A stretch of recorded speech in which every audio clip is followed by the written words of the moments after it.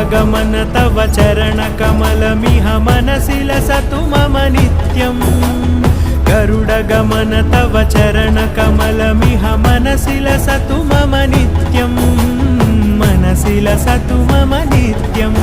मम तापमपाकुरुदेव मम पापमपाकुरुदेव मम तापमपाकुरुदेव मम पापमपाकुरुदेव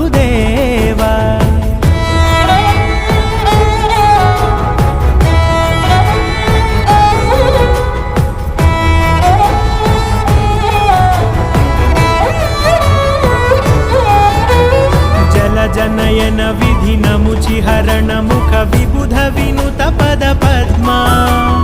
जल जनयन विधि नमुचिहरण मुख विबुध विनुत पद पद्मा